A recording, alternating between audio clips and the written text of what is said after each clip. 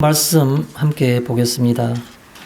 성경 말씀은 로마서 4장 16절부터 마지막 절인 25절까지 한 절씩 교대로 교독하도록 하겠습니다. 제가 먼저 로마서 4장 16절을 봉독해 올리겠습니다.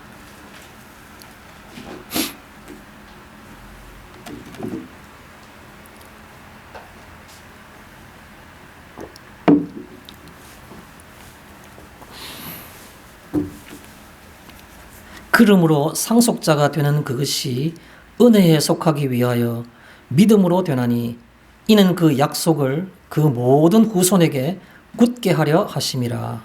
율법에 속한 자에게뿐만 아니라 아브라함의 믿음에 속한 자에게도 그러하니 아브라함은 우리 모든 사람의 조상이라.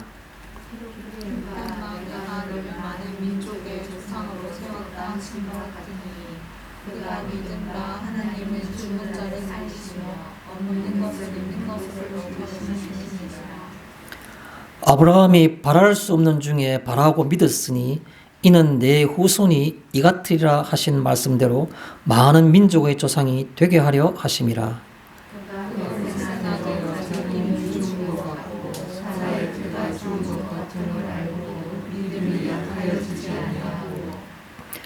믿음이 없어 하나님의 약속을 의심하지 않고 믿음으로 견고하여 져서 하나님께 영광을 돌리며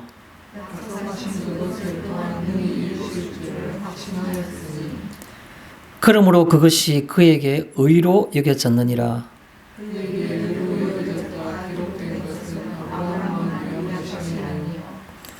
의로 여기심을 받을 우리도 위함이니 곧 예수 우리 주를 죽은 자 가운데서 살리신 이를 믿는 자니라.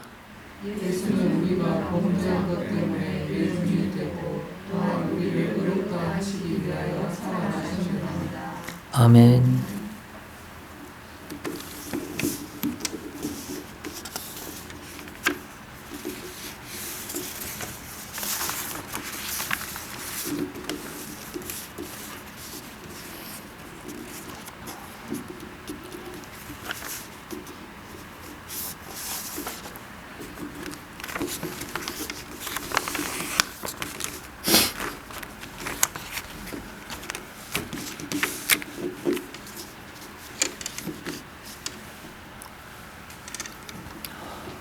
오늘은 늘 우리가 성경을 봐왔던 대로 순서에 따라서 로마서 4장 뒷부분들을 지난주에 우리가 15절까지 보았었고 오늘은 그 뒷부분인 16절부터 마지막 절인 25절까지 성경 말씀이 무엇이 있는지를 한번 살펴보도록 하겠습니다.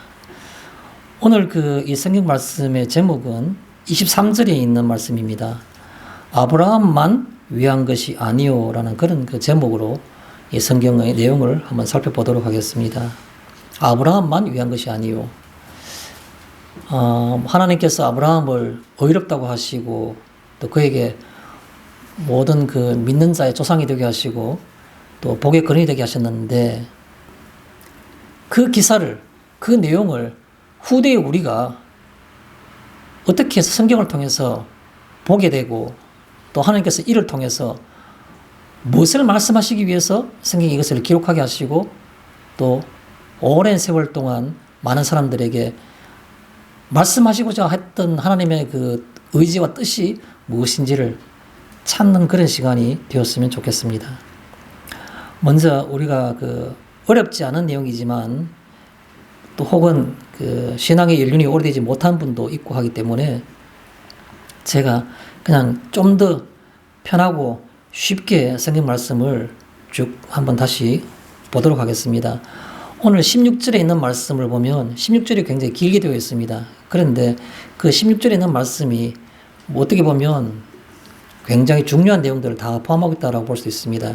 이렇게 시작합니다. 16절은 그러므로 상속자가 되는 그것이 우리가 지난주에 제가 세상의 상속자라는 말을 가지고 조금 설명을 드린 적이 있습니다.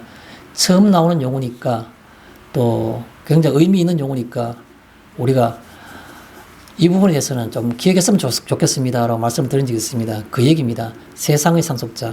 세상에 살고 있고 몸을 담고 있긴 하지만 그러나 하나님 나라의 백성으로서 하나님의 자녀로서 살아오고 있는 또 살아가는 그 어떤 특권, 그에 관한 어떤 모든 것들, 그것을 우리가 세상의 상속자.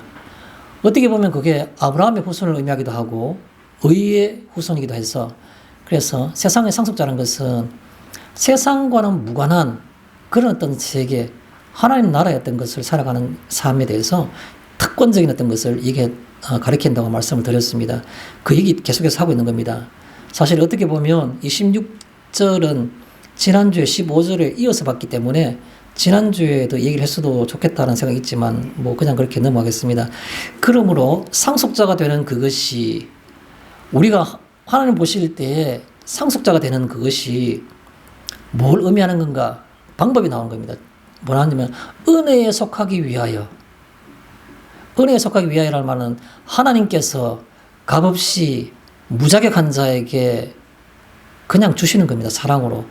그래서 그 방법 이외에는 그 상속자로, 의의 후사로, 의의 자손으로, 하나님 백성으로 삼으실 만한 방법이 없기 때문에 그래서 은혜로 주시기 위해서라는 겁니다. 은혜 이외에는 이 방법이 이것이 우리를 의롭다 할 방법이 없다는 겁니다.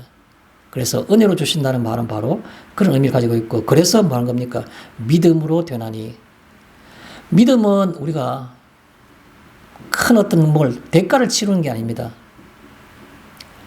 세상에 이 땅에 살다가 죽으면 끝나버리고 심판을 당할 때에 영원한 형벌에 지옥으로 가야 된다. 그런데 예수 믿기만 하면 믿는다는 그 자체 하나만으로 영원한 삶을 살고 죽어도 죽질 않고 다시 그날에 부활해서 하나님과 함께 그 아름다운 새하늘과 새 땅에 새 예루살렘에서 산다. 말 같지 않은 소리. 복음이 그렇게 우습습니까? 우습게 보입니까? 여기에 그 대답이 다 있는 겁니다. 대가를 요구하면 이 무한한 가치를 누가 그걸 가질 수 있는가, 소유할 수 있는가라는 겁니다. 아무도 없는 겁니다. 그래서 믿음만으로라는 겁니다. 무한한 가치고 그 가치를 계산할 수가 없기 때문에 그래서 은혜로밖에는 줄 수가 없었고 그 은혜로 줬기 때문에 사람은 우습게만 보이는 믿음으로라는 그 말, 믿음으로라는 그 상태로 그 상속자가 된다는 겁니다. 하고 싶은 얘기 성경에서 오늘 중요한 얘기에서 다 하고 있는 겁니다. 그 다음에 보니까 부언에서 나오는 말이죠. 이는 그 약속을 지금 제가 말씀드린 그 얘기입니다. 그 약속을 믿기만 하면 상속자가 되게 하신다는 그겁니다. 그 약속을 그 모든 후손에게 믿음으로 그렇게 되기를 원하는 사람들이란 말이겠죠. 그 모든 후손에게 굳게 하려 하심이라. 전혀 변함이 없고 흔들림이 없게 한다는 겁니다. 너무 쉽고 우습게 보기 때문에 이거 가짜 아니가? 다음에 또 하나님 말 바꾸시는 거 아니가? 그런 게 아니란 겁니다. 믿기만 하면 되기 때문에 그래서 누구든지 나는 믿었다는 사람이 있으면 믿음이 있다 그러면 되었다는 겁니다. 다른 거 믿음이 있지만 내가 교회도 열심히 나와야 되지 않느냐? 믿음이 있지만 내가 할례를 받아야 되는 거 아닌가? 믿음이 있지만 내가 뭘 해야 되는 거 아닌가? 교회 봉사를 해야 되는 거 아닌가? 아니요. 전혀요.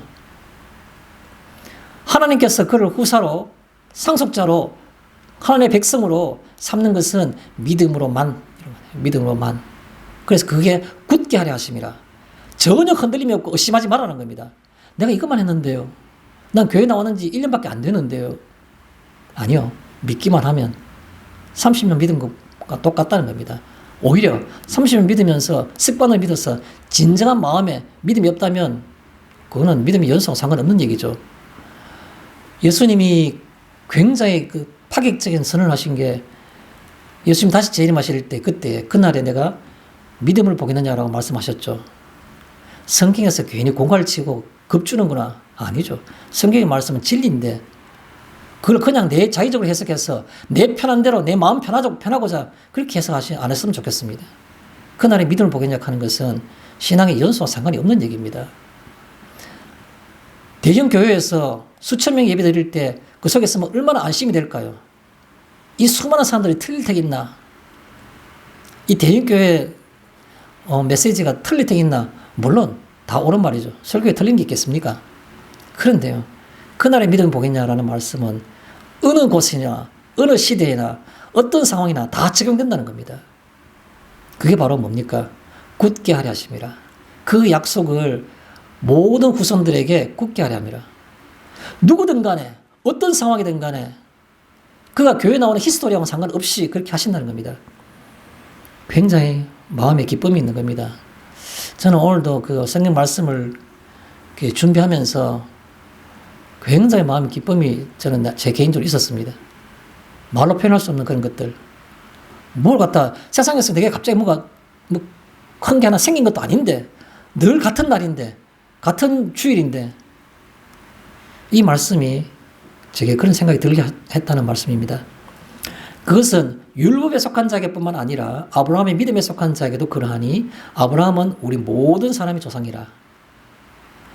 할례를 받았던 율법에 속한 자이든 그렇지 않으면 아브라함처럼 그냥 믿음으로만 하나님을 바라보는 자이든 간에 모든 사람들에게 하나님께서는 딱 한 가지 할례를 받았든 안 받았든 오직 믿음이 있는가를 보시고 그렇게 적용하신다는 겁니다. 기록된 바 내가 너를 많은 민족의 조상으로 세웠다 하신 것 같으니 이 말은 기록된 바라는 것은 이미 성경에 기록된 것을 언급하고 인용하고 있는 것이죠. 구체적으로 딱 얘기해서 지적한 건 아니지만 바울의 이 말을 기록된 바와 같이 너를 모아는 민족의 조상이 되게 하랬다는 그 말씀은 우리가 미루 짐작해 볼 때 창세기에 나오는 아브라함과 관련되는 얘기들입니다. 그럼 제가 지난주에 그런 말씀 드렸죠. 아브라함에게 그 하나님께서 복을 주시겠다고 말씀하신 것이 한 4군데 정도 이렇게 하나. 창세기 12장, 창세기 15장, 창세기 17장, 창세기 22장 4가지를 이렇게 말씀을 드렸습니다. 그게 보면 조금 표현은 차이가 있지만은 내 자손들을 번창해서 창대케 해서 하늘의 별같이 바닷가의 모래같이 하고 이 땅을 너에게 주겠다. 나는 너희 하나님 되고 너희 내 백성이 되겠다. 이 내용들을 약간 부분적으로 4군데서 얘기하고 있는 겁니다. 창세기 17장은 할례를 행하라는 그 얘기, 또 이삭이 내 아들 주겠다는 그 얘기가 17장에 있으니까 그 복을 이전에 이미 벌써 할례 받기 이전에 창세기 12장과 15장에서는 하나님께서 이미 복을 주신 겁니다. 그래서 그걸 가르쳐서 많은 많은 민족들의 조상이 되게 하셨다는 겁니다.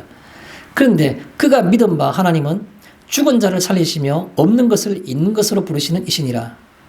그가 믿은 바라는 건 뭡니까? 아브라함이 믿은 겁니다. 아브라함이 믿은데 아브라함 믿음의 특징이 뭐냐? 오늘 우리가 어떤 그 영적인 갈증, 나는 믿음의 조상이라는 아브라함이 어떤 사람인지를 난 알고 싶다. 이미 알고 있는 지식적인 것도 많지만 하나님께서는 그의 믿음을 의로 여기시다 그랬는데 그 믿음의 가장 핵심적인 그 특징이 뭔가, 골격이 뭔가, 뼈대가 뭔가 2가지입니다. 뭡니까? 그가 하나님을 믿은 것은 믿음은 뭐라고 되어 있습니까? 죽은 자를 살리시며 또 없는 것을 있는 것으로 부르시는 이시니라. 2가지입니다. 하나는 부활이요, 또 하나는 창조인 겁니다. 천지 창조할 때 이 성경 말씀의 가장 첫 번째 성경이 창세기입니다. 하나님께서는 인간에게 인간의 이성으로 이해할 수 있는 인간의 언어로서 이 성경을 기록하게 하신 겁니다. 진리의 영 되시는 성령님께서 이 성경 말씀을 인간의 언어로 기록하게 하신 겁니다. 태초에 누가 태초에 하나님의 천지 창조를 보았겠습니까? 아무도 본 사람이 없습니다. 그럼에도 불구하고 하나님께서 성령으로 사람을 감동해가지고 이 창세기를 마치 자기가 본 것처럼 생생하게 사실적으로 기록하게 한 겁니다. 그때 하나님께서는 이 성경을 통해서 나는 이런 존재라고 하나님 스스로 드러내고 싶었었는데 그걸 하나님의 계시라 말하죠. 그냥 막연하게 삼라만상을 보니까 인간보다는 우월한 초월적인 그런 존재가 있는 것 같아 라고 생각하는 막연한 어떤 그런 하나님에 대한 존재에 대한 어떤 찾음, 그런 것은 하나님의 일반적인 어떤 보여주심, 계시라 말하는 겁니다. 그러나 하나님이 구체화된 계획과 구체화된 어떤 것들을 보여주시는 것은 특별하게 상세하게 세밀하게 보여주시는 것은 바로 특별하게 보여주시는 계시, 이 성경 말씀인 겁니다. 이 성경 말씀 처음 하나님이 인간을 대하시면서 나는 하나님이라는 말을, 나는 이런 스스로 있는 자라는 말을 하시면서 제일 먼저 하신 말씀 뭡니까? 하나님이 인간에게 첫 번째로 자기를 드러내시면서 표현하시고자 했던 표현이 바로 뭡니까? 태초에 하나님이 천지를 창조하시니라라는 겁니다. 하나님이 이 땅을 창조했다. 그 얘기를 인간에게 제일 먼저 하시고 싶어 하는 겁니다. 이게 뭐가 되겠습니까? 바울이 볼 때 아브라함이 뭐 한 사람이냐 보니까 아브라함 그가 믿은 바는 뭐냐 하면 죽은 자를 살리시며 없는 것을 있는 것 같이 부르시는 이시니라. 아브라함이 언제 죽은 것을 살리신 겁니까? 아브라함이 아들 이삭을 데리고 죽이려고 올라가는 겁니다. 실제로 죽이려고 하는 겁니다. 잘 모르겠어요. 저는 뭐 정답을 잘 모르겠는데 하나님 많이 아시겠죠. 아브라함이 이삭을 죽이려 할 때에 어떤 생각으로 들었을까? 죽어서 그 재물 죽이듯이 죽이더라도 하나님 그를 다시 살리신다고 생각하셨을까? 어떤 방법으로 내 씨에서 난 자가 내가 자손이 될 거라 그랬는데 알 수 없지만 아브라함이 하여튼 간에 방법은 모르겠다. 방법은 모르겠어요. 인간의 이상적인 합리적인 사고로 볼 때에는 찌를 때 살짝 찔러야지 하는 게 살리시기 더 편할 건데 뭐 이런 생각도 할 수 있겠죠. 그런데 인간의 방법은 생각하지 않고 우리도 마찬가지로 삶 속에서 하나님이 어떤 방법으로 해야지 내가 도와드릴 수 있을까? 그런 생각 안 하시면 좋겠습니다. 죽은 자를 살리시며 어떤 형태든 간에 살리신다는 겁니다. 그게 믿음이고 그 의로 여김 받았다는 것이죠. 아브라함은 그것만 이삭을 통해서 죽은 것 같지만 다시 살리시는 것을 경험했을까요? 몇 줄 더 내려가면 뒤에 아브라함이 나이가 100세 되었을 때 그의 몸이 죽은 것과 같이 되며 그의 몸이 죽은 것 같이 돼 있고 또 그의 아내 사라의 태가 죽은 것 같이 됨을 알고 있었지만 믿음이 약해지지 아니하였다 그랬습니다. 그것도 그 죽은 겁니다. 여성들이 생리가 끝나고 나면 나이가 들어서 생리가 끝나고 나면 아이를 가질 수가 없는 겁니다. 태가 죽은 겁니다. 쉽게 말해서. 그런데 이삭을 낳았지 않습니까? 아브라함이 100세 될 때 그의 아내 사라가 10살 차이 나니까 90세 될 때 이삭을 낳은 겁니다. 그걸 가리켜서 이 바울은 아브라함의 믿은 바 그가 죽은 자를 살리시며라고 하는 겁니다. 또한 없는 것을 있는 것 같이 부르시는 이시니라. 아브라함이 뭐가 있었습니까? 고향 떠나올 때 그냥 떠돌이 나그네 신분한 것밖에 없었습니다. 그러나 아브라함이 땅도 얻고 그 다음에 엄청난 그의 재산과 또 복을 받은 것이죠. 그가 그의 삶을 생각해 볼 때에 항상 생각하는 것은 아무것도 없었는데 하나님께서 이렇게 풍부하게 주셨다는 겁니다. 그래서 없는 것을 있는 것으로 부르시는 이신이라는 말은 아브라함의 어떤 그 생각을 바울이 대변하고 있는 겁니다. 아브라함의 특징은 두 가지라고. 하나는 없는 가운데서 있게 하시는 분, 창조입니다.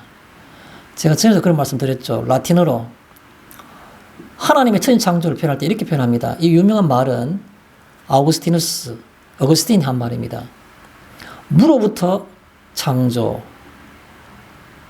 그 라틴어로 크레아티오 엑스 니힐로라는 겁니다. 무로부터 창조. 인간의 이성과 인간의 과학과 인간의 합리성으로는 인간의 어떤 그런 그 비평으로는 이걸 설명할 방법이 없는 겁니다. 아브라함은 학문적이도 또 그리고 배운 것도 또 어떤 것도 없지만 그가 무로부터 없는 것부터 있는 것이 가능하다는 것을 그가 깨달은 겁니다. 알았는 겁니다. 그게 바로 아브라함의 믿음이었다는 겁니다. 아브라함의 믿음의 특징 두 가지는 바로 하나님의 그 전능성인데 그 중에서 굳이 표현한다 그러면 부활과 창조 이 두 가지가 핵심이었다라고 바울은 얘기하고 있는 겁니다. 그 다음에 아브라함에 대한 얘기 좀 더 서술하고 있습니다. 편한 말로 아브라함이 바랄 수 없는 중에 바라고 믿었으니 제가 전에 그런 말씀 드린 적이 있죠. 우리가 믿음 가운데 산다는 것은 개인적인 신앙의 체험을 가지고 그 기쁨과 그 삶 속에서 살아가는 것인데 hope 희망이란 말이지 않습니까? 바람, 희망, 영어로 hope. against hope. against hope라면 against 뭐에 반하여 뭐에 대해서 전혀 불가능한 그런 뜻이 포함하고 있죠. 희망을 가질 수가 없는 그런 상황, 희망을 가질 수가 없는, 희망에 전혀 반하는 그런 의미가 바로 against hope입니다. 상황 자체는 against hope인데, 근데 거기 속에서 hope, 희망을 가지는 겁니다. 그게 아브라함인 겁니다. 이 말을 여기서 표현하고 있는데, 아브라함이 바랄 수 없는 중에 바라고 믿었으니랑. 우리가 아브라함을 닮고 싶다면서요. 아브라함의 믿음이 무엇인지 우리가 좀 뭔가 쉽게 알고 싶다면서요. 그러면 이 말 따라가면 되는 겁니다. 바라고 믿었다는 건데 어떤 상황이냐면 바로 바랄 수 없는 중에라고. 바랄 수 없는 중에 바랄 수 없는 것은 이 세상의 논리인 겁니다. 그러나 하나님의 백성, 상속자, 의의 구사는 바랄 수 없는 중에 바랄 수 있는 겁니다. 희망을 가지되 어떤 상황 속에서 against hope, 희망에 반하는 상황 속에서 희망을 가지는 것, 소망을 가지는 것, 그게 바로 바랄 수 없는 가운데 바라고 믿었다고 말하는 겁니다.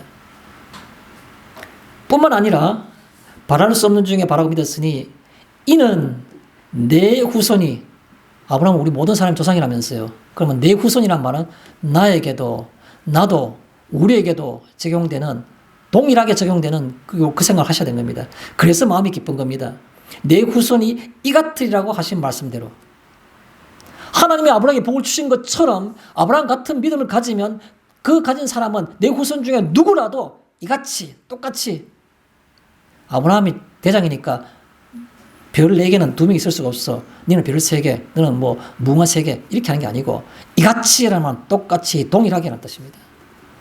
언감생심, 우리가 아브라함 같은 그런 그 대우를 어떻게 받겠습니까? 하나님 앞에. 그런데 하나님은 말씀하고 있는 겁니다. 이같이라고, 똑같이. 내 후손이 이 같으리라 하신 말씀대로 많은 민족의 조상이 되게 하려십니다. 조상이 됐다는 말은 다른 후손들도 똑같다라는 뜻입니다. 그가 100세가 되어 자기 몸이 죽은 것 같고 사라의 태가 죽은 것 같음을 알고도 믿음이 약해지지 아니하고. 말이 쉽죠?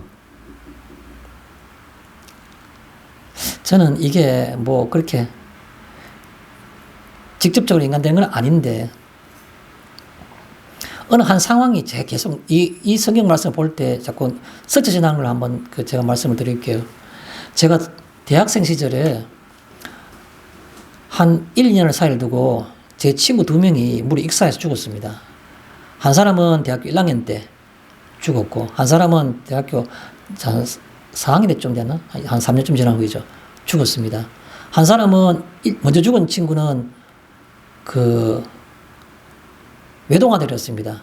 아들이 아무도 없고 자식이 아무도 없고 그냥 남자 아들 하나밖에 없었어요. 집에서 정말 금이야 오기야 그렇게 키운 친구입니다. 그 누나가 있었죠. 누나가 한 명이 2명 있었고 남자 얘밖에 없었어요.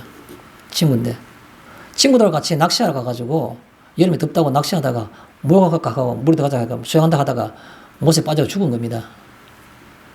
그때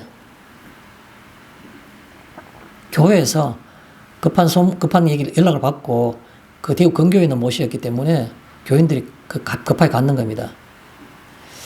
저희 집에 어른도 아버지도 장로님이었기 때문에 그곳에 가시는 모양입니다. 저는 그때 대구에 없었던 거 해서 그곳에 가지는 못했습니다. 그냥 들은 얘기입니다. 그 누나가 나이가 한 7, 8살 위에 있는 누나죠, 아마.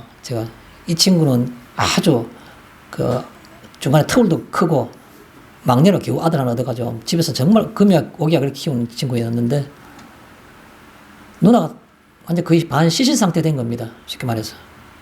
그러다가 교회에서 교인들이 오니까 저희 아버지 보고 그랬는 것 같아요. 장로님 기도해주세요. 살려주세요. 그러더라고요. 저는 그 얘기가 오랜 세월 지났음에도 불구하고 항상 여러 상황에서 항상 그 생각이 드는 겁니다. 하나님의 뜻이 계시면은 살릴 수도 있겠죠. 이 시대를 하더라도. 능히 하실 수 있다고 믿은 것이 바로 그 사람의 믿음이라고 생각하는 겁니다. 또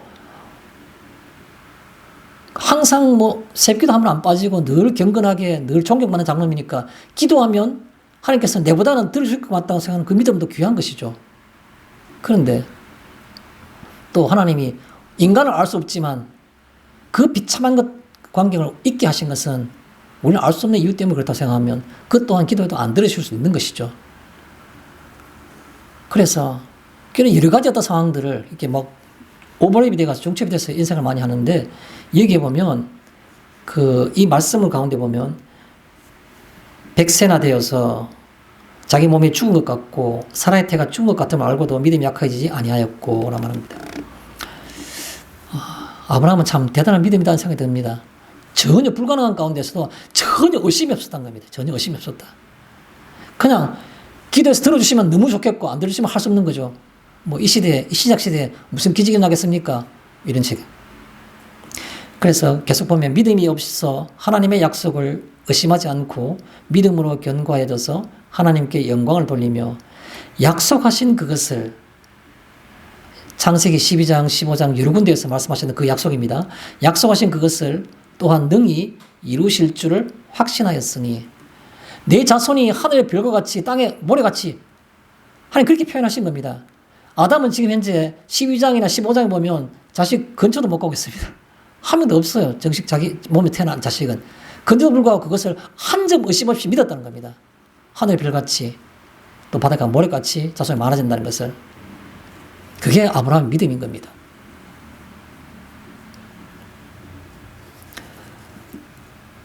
그러므로 그것이 그에게 의로 여겨졌느니라.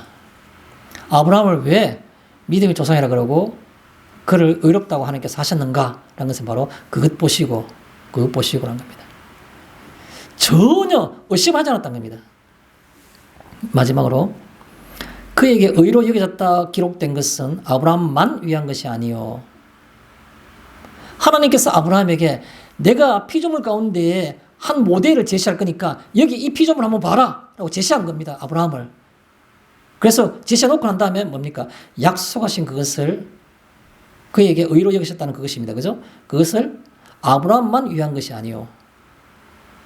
오늘 이 시간에 이 수천 년 지난 다음에 거의 3,500년 이상 지난 이 시대에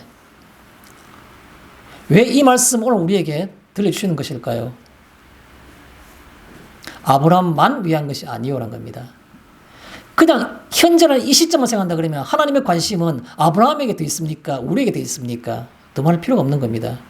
아브라함이 이미 하늘나라에 가서 계시기 때문에 아브라함 갖다 돋보이기 위해서 우리에게 이것을 오늘 읽게 하시는 건가요? 아니죠.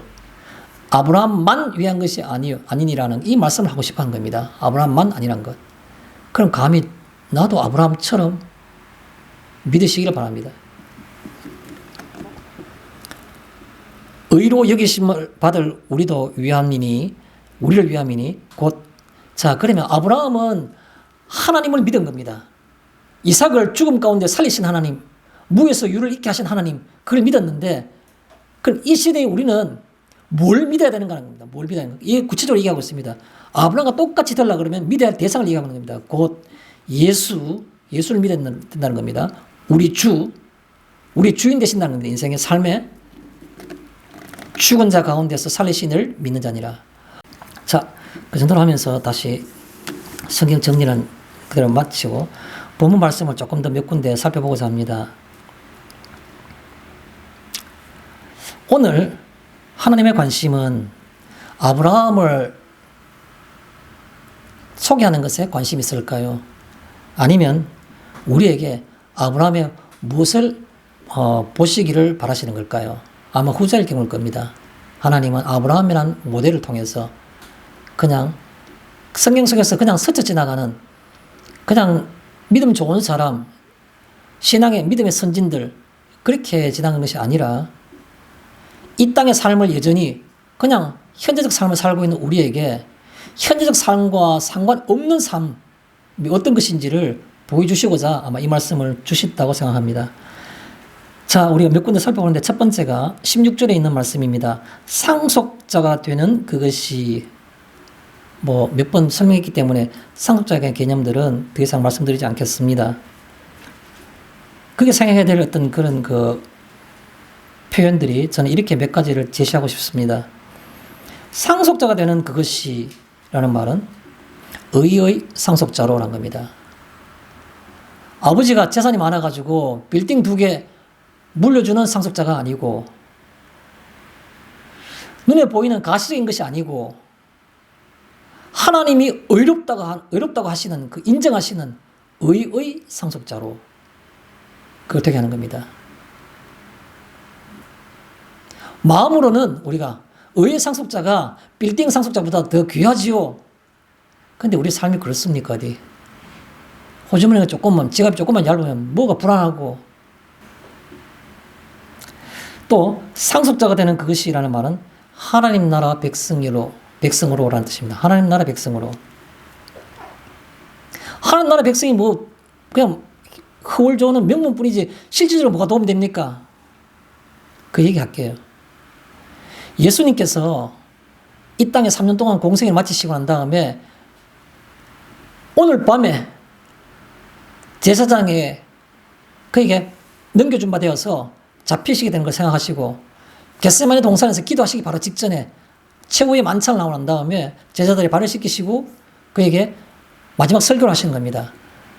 마지막 설교를 하시고 난 다음에 요한복음 14장, 15장, 16장 하시는 다음에 요한복음 17장에 그래도 마음에 예수님께서는 인간적 표현으로 좀 뭔가 기도해 주셔야 되겠다는 생각이 들으셨는지 그 제자들 다 있는 데서 하나님을 향해서 마지막 기도를 하는 겁니다. 이 제자들을 위해서 하나님께 기도하는 기도문이 요한복음 17장입니다. 그 요한복음 17장 21절에 우리 잘 아는 말씀이 있습니다. 하나님께 예수님이 뭐라고 기도하셨겠을까요? 아버지여, 아버지께서 내 안에, 내가 아버지 안에 있는 것과 같이 그들도 다 하나가 되어 우리 안에 있게 하사 세상으로 아버지께서 나를 보내신 줄 믿게 하옵소서라는 말씀을 기도하게 되는 겁니다. 무슨 말입니까? 우리가 상속자 되는 거, 하나님 나라의 백성 되는 거, 들으면 기분은 좋은데, 실제로 내게 무슨 도움이 있습니까? 실제로 어떤 도움이 되는지, 예수님 어떻게 되기를 원하신다고 했습니까? 예수님과 하나님이 서로 간에 가까운데, 아버지께서 내 안에 계시고, 내가 아버지 안에 있는 것처럼, 그들도, 이게 뭡니까? 상속자된 이 하나님 나라의 백성입니다. 하나님 나라의 백성들도 하나님과 예수님 그 가운데에 같이 끼어서, 같이 있게 하옵소서. 더 이상 뭐가 더 필요하신 겁니까? 하나님 아버지와 예수님 그 사이에 우리를 하나님 자녀를 있게 하시는 그렇게 해달라고 그냥 해달라고 했습니까? 많은 세상 사람들이 그걸 보면서 하나님이 진짜 예수를 이 땅에 보내신 거 맞네? 하나님 아들 맞네라고 느낄 수 있도록 다른 사람이 볼 수 있도록 합니다. 저는 기도할 때 그런 기도를 자주 합니다. 이 세상 사람들로 하여금 하나님이 우리와 함께 있는 것을 보게 하옵소서. 보게 해달라고 기도를 늘 하는 겁니다. 왜요? 예수님께서 그렇게 기도하셨으니까 같은 기도를 해야 되는 거 아닙니까? 그렇게 되기를. 그게 바로 하나님 나라의 백성이라는 겁니다. 또 좀 더 나가면 친근감으로 하나님의 자녀로 네가 악할지라도 자식에게 좋은 것을 줄 줄 알거든 하물며 하늘에 계신 아버지께서 내게 좋은 것을 주지 않겠느냐라는 말씀입니다. 하나님의 자녀입니다. 자녀로. 또 조금 어려운 말 하나 하겠습니다. 이 용어는 칼 바르트가 자주 쓰는 용어 중에 하나입니다. 역사성, 비역사성이라는 말을 씁니다. 역사, 비역사라는 말을 쓰죠. 쉽게 말씀드리겠습니다. 역사란 것은 사람이 그냥 이해할 수 있는 시간의 흐름에 따른 모든 어떤 일상적인 것들을 역사라 말할 수 있지 않습니까? 역사. 비역사란 말은 무슨 말입니까? 우리가 상식적으로는 이해할 수 없고 비정상적이거나 비과학적이거나 비합리적인 그런 것들을 비역사라 말하는 겁니다. 그러면 여기에 상속자가 되게 한다는 말은 무슨 말로 표현할 수 있습니까? 내 속에서 비역사가 그 뜻입니다. 내 속에서 비역사가. 이성과 상식과 합리주의와 과학으로는 설명할 수 없는 것들이 내 삶과 내 인생의 시간 속에 그 속에 비역사가 개입하는 겁니다. 그게 바로 상속자가 되는 겁니다. 비역사가. 작은 소제목으로 은혜에 속하기 위하여 몇 번 설명드렸으니까 더 이상 제가 부분할 게 별로 없습니다. 이 하나님의 상속자가 되는 것이 의의 상속자가 되는 것이 어떻게 되느냐 방법이 뭐냐 전적으로 100% 은혜에 속하기 위하여라는 겁니다. 16절에 있는 말씀이죠. 은혜에 속하기 위해. 제가 다시 제시하지 않더라도 아마 여러 성도님들도 같은 얘기 하실 겁니다. 은혜에 속하기 위하여라는 말을 다른 말로 표현하면 어떻게 표현할 수 있습니까? 내 공로가 아닌 뜻입니다. 내가 신앙 연륜이 30년 됐고 내가 남몰래 내가 참 뭐 어떤 일들을 많이 하고 했으니까 희생 봉사했으니까 그것이 아닌 그것 때문에가 아닌 겁니다. 은혜로 그러면서 내 공로가 아니냐는 뜻입니다. 두 번째, 가치를 우리가 평가할 수 없는 가치 산정이 불가능한 그 말이겠죠. 은혜로 주실 수밖에 없었던 것은 바로 가치를 표현할 수 없기 때문에 너무 큰 가치라서 사람으로서는 그 대가를 어떻게 표현할 방법이 없는 겁니다. 또 은혜에 속하기 위하여라는 말은 하나님의 구체적인 의지로 왜 이 수많은 사람 가운데 저를 눈물 나도록 여러분들이 정말 묵상해서 보시기 바랍니다. 저는 우리 교회가 가능하면 예배 시간에 묵상 시간을 좀 오래 가졌으면 좋겠다는 생각을 합니다. 세상 가운데 너무 바쁘게 5분을 쪼개 쓰면서 교회 와서 하나님을 생각할 때에 똑같은 것으로 무슨 사무적으로 오늘 교회 왔다 갔으니까 1시간 만에 일 다 끝내야지. 자, 오늘 설교는 25분. 그렇게 안 했으면 좋겠습니다.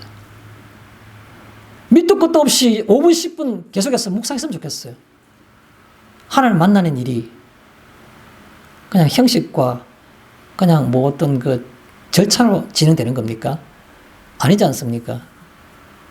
근데 그 묵상 가운데 뭘 생각하시는 겁니까? 하나님의 구체적인 의지로 세상 수많은 사람 가운데 왜 나를, 왜 저를, 그걸 깊이 묵상해보면 좋겠습니다.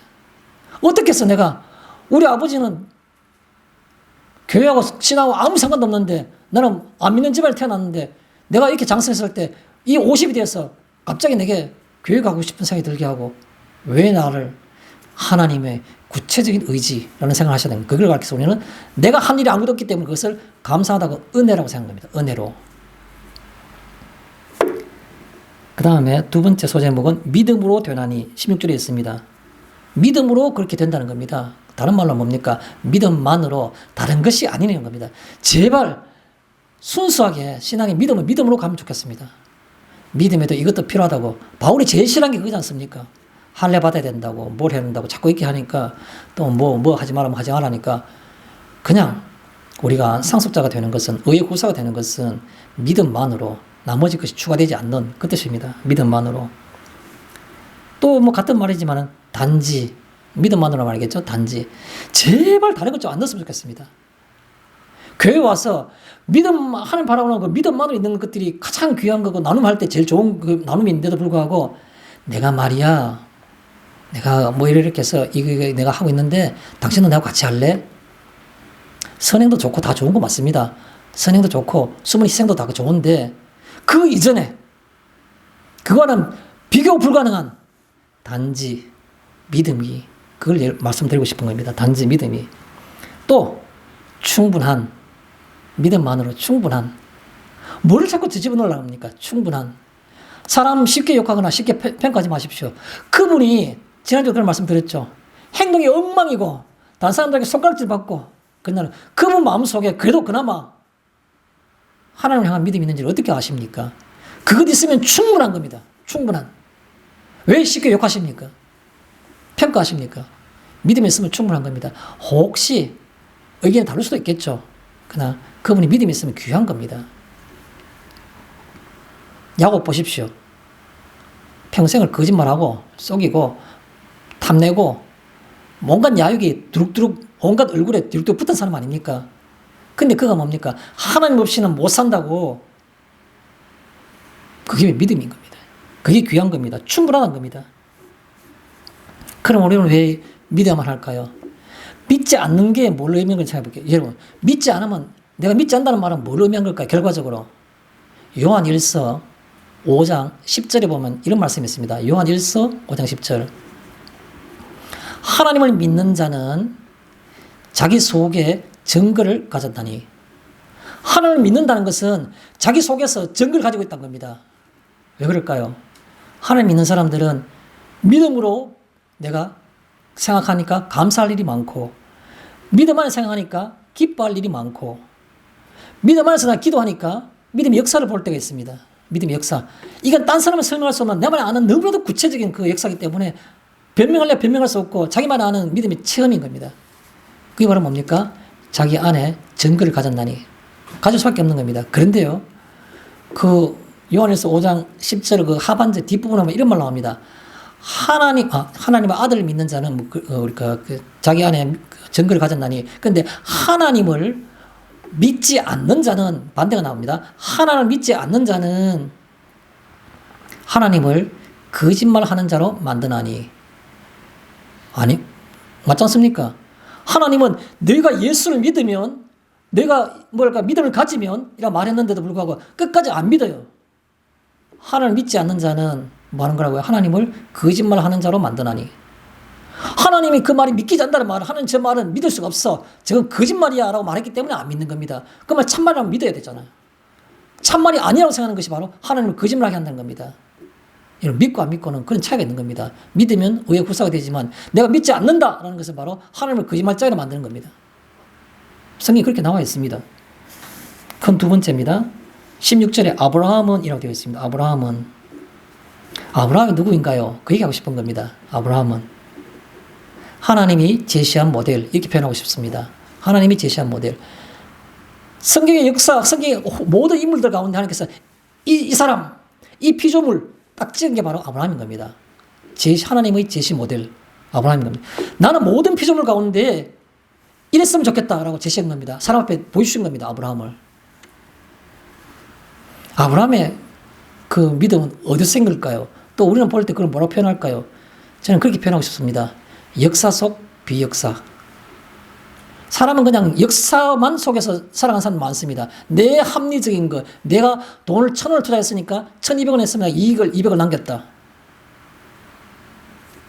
투자를 안 해도 무에서 200원 남길 수 있는 겁니다. 그게 바로 비역사인 겁니다.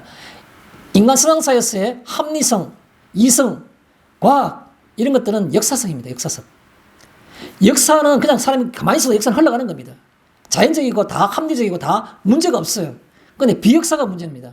비역사는 사람이 볼 때 비합리적이고 초자연적이고 그런 것들이 바로 비역사가 되는 겁니다. 아브라함의 믿음이 바로 뭡니까? 자기 주변에 있는 아내의 사라의 태가 죽은 것을 알고도 한 겁니다. 100세 되는 아버지가 자기는 생식 능력이 없는 것을 알고도 한 겁니다. 그럼에도 불구하고 역사 속의 비역사, 그걸 신뢰하고 믿었던 게 바로 아브라함의 믿음이라는 겁니다. 아브라함은. 성경 16절에 보면 우리 모든 사람의 조상, 우리 모든 조상이라는 것은 바로 아브라함이 훌륭하구나로 끝나지 말고 과연 내하고 상관이 있는 건가 라는 그 점에서 가슴 떨리는 좀 묵상을 해보시면 좋겠습니다. 아브라함이 그런 훌륭한 사람이라 아니고 내하고 그런 무슨 상관이 있는가 생각해 보는 겁니다. 내게도 동일한 살펴볼 가치가 있는, 그리고 그가 믿었던 핵심이 부활과 창조를, 이런 생각들이 우리 속에 있으면 좋겠다는 말씀입니다. 또 하나 아브라함에 대해서 얘기하고 싶은 내용은 21절에 있는 말씀입니다. 능히 이루실 줄을 확신하였으니 이란 겁니다. 능히 이루실 줄을 확신하였답니다. 자기는 아무 어떤 생식 능력이 없는데도 불구하고 능히 이루실 줄을 믿었다는 겁니다. 그 뒤에 보면 나중에 이를 의뢰해 계셨다고 말씀하죠. 와, 정말 이 가슴 뛰게 하는 말입니다. 능히 이루실 줄을 믿었다는 것, 신뢰했다는 것. 뭐를 믿었겠습니까? 아브라함을 가만히 살펴보면 그의 신앙은 하나님의 어떤 것을 그가 신뢰했을까요? 확신했을까요? 변치 않으심입니다. 하나님은. 아주 옛날 자기를 부르시고 갈대고를 떠나라 할 때 그때부터 어느 순간마다 어떤 순간이든 간에 항상 하나님의 말씀은 변경함이 없는 겁니다. 그래서 그걸 우리가 믿으시다 이렇게 말하죠. 믿으심. 하나님은 신뢰할 만하다는 거, 확신하는 건 믿으심. 또 하나는 뭡니까? 전능하심. 내 믿음대로 될지니라. 예수님께서는 변화산에서 내려왔을 때 귀신들 아이 데려와가지고 갈 때 믿음 없으면 도와주소서. 믿음대로 될지니라 말씀하시니까 믿음대로 내가 낫는 겁니다. 쉽게 말해서. 뭐 하는 겁니까? 여기에 능히 이루실 줄 확신하였으라는 것은 바로 믿으심과 전능하심을 믿는 겁니다. 확신하는 겁니다. 신뢰하는 겁니다. 그런데요, 우리가 세상을 살다 보면 우리 주변에 있는 현실이 있지 않습니까? 우리 주변에 있는 사람들, 내가 속해 있는 지금 현재 직장, 또 내가 속해 있는 현재 상황들, 가족들, 또 내 앞으로 닥쳐야 될 어떤 내 가까운 미래에서 여러 가지 일들, 이런 것들이 현실이라고 볼 수 있죠. 그 현실은 항상 우리를 어떻게 하고 있습니까? 그 현실은 현실이지 않습니까? 아니요. 우리 영적으로 봅시다. 무엇도 생각하십니까? 약속을 자꾸 가리고 미혹시키는 겁니다. 너는 이렇게 해야만 이렇게 돼. 이렇게 해야 돼. 이렇게 해야 돼. 우스운 얘기 같지만, 신혼 될 때 친구들이, 그 신혼부부에게 남자는 남자친구들이, 여자는 여자친구들이 뭐라 말합니까? 초기에 네가 잘 잡아야 돼. 안 그러면 평생 고생해. 그렇게 말하는 겁니다. 뭐 하는 겁니까? 현실은 항상 우리들에게 언약과 이런 약속과는 전혀 다른 얘기들로 우리 눈을 자꾸 가리는 겁니다. 미혹하는 겁니다. 현실이라는 게 항상. 그렇지 않습니까?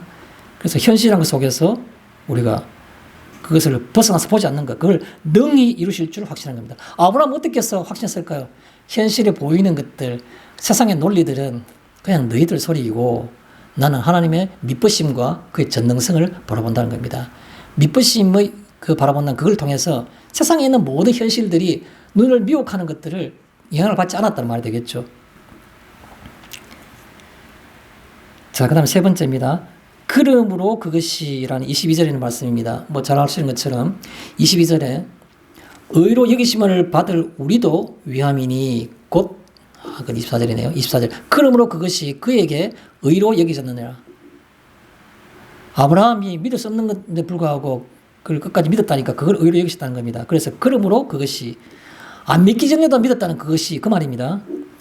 어떻게 믿었을까요? 믿음으로 믿는 거죠. 뭐 믿음으로 하는 겁니다.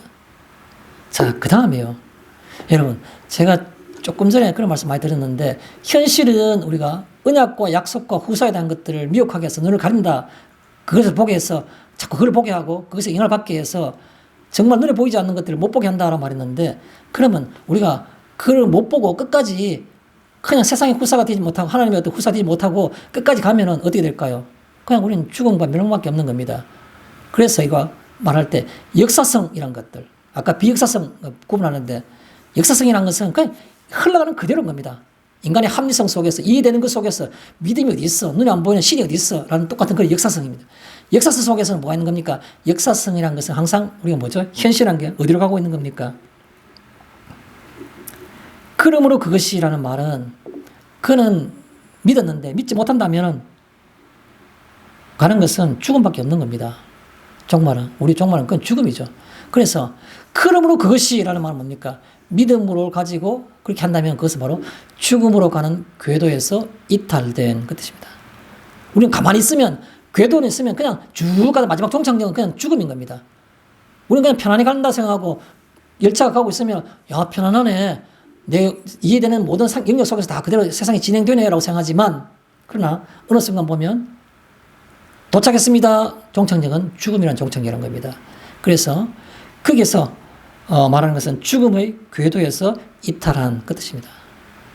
우리가 눈을 뜨고 역사 속에 있는 비역사성을 볼 때 죽음의 궤도에서 이탈할 수 있는 기회가 생기는 겁니다. 또 다른 말로는 다른 한 빛이란 겁니다.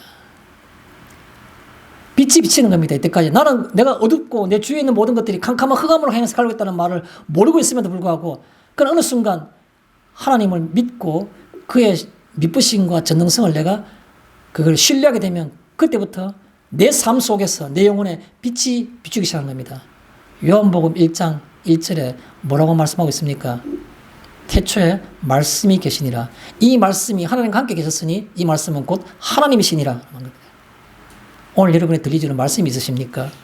아브라함 같으라고. 믿기지 않지만 믿으라고. 그 말씀이 바로 뭡니까? 생명이고 하나님이시고 그 말씀이 하나님과 계셨다는 예수님인 겁니다. 그래서 한 줄기 빛이, 이 말을 카를 바르트는 뭐라고 표현하니까 역사의 로고스다 이렇게 표현하고 있습니다. 역사 속에서 캄캄한 그 속에서 그냥 막 흘러가는 그 속에서 갑자기 로고스, 진리, 요한복음이 나오는 그 말씀, 그게 비쳤다는 겁니다. 그 비칠 때 우리가 그 빛을 보고 받아들이는 것이 중요한 것이겠죠. 자, 마지막으로 의로 여기심을 받을 우리도라는 말은 아브라함과 같이 창조와 부활을, 그럴 때 하나님께서 친히 나도, 그런 뜻이 되겠죠. 또 하나 24절의 말씀을 보면 곧 예수 우리 주를 예수 그리스도를 믿고 또 예수 그리스도를 죽은 자 가운데서 부활하신 하나님을 믿는 그 삶이 바로 지금 현대의 아브라함 같은 믿음이란 겁니다. 예수 그리스도를 믿고 그를 보내시고 부활하신 하나님을 믿는 것. 그게 바로 이 시대의 아브라함이라는 말씀입니다. 결론 내리겠습니다. 우리를 둘러싼 대부분의 현실은 하나님의 약속과 모순된 것들임을 아시기 바랍니다. 이것을 보고 있는 것은 죽음에 이르는 병이란 겁니다. 나는 병이 그런지 모른다고요? 나는 지극히 합리주의 속에서 나는 지극히 이성적인 사람이라고요? 그게 바로 죽음에 이르는 병에 걸린 겁니다. 비역사를 못 보는 겁니다. 초자연적인 걸 못 보는 거죠. 세 번째, 그러나 창세기의 역사, 아브라함 다 창세기 나오지 않습니까? 창세기 역사는 뭘 보여주고 있습니까? 역사 속의 비역사를 보여주고 있는 겁니다. 창세기는 사람이 기록한 겁니다. 기록한 그 기록 속에 나온 것들은 다 합리적, 이성적으로 되어 있습니까? 아니요. 그 속에 얼마나 많은 기적과 이적과 하나님의 비합리적인 것으로 역사하시는 걸 볼 수 있습니까? 창세기 역사는 역사 속에 비역사를 기록하고 있다라고 성경은 표현하고 있는 겁니다. 마지막으로요. 아브라함을 통해 보여주신 역사와 비역사를 통해서 참 진리의 빛 가운데로 들어가는 방법을 알게 하신다라고 표현하고 싶습니다. 오늘 우리가 무슨 말씀을 생각하며 어떤 말씀 듣기를 원해서 여기 앉아 있으셨습니까? 하나님은 우리에게 아브라함 같으라고, 그러면 너도 내가 의롭게 하신다고, 그가 세상의 구사가 되고 의의 구사가 된다라고 하나님께서는 말씀하고 계십니다. 마치겠습니다.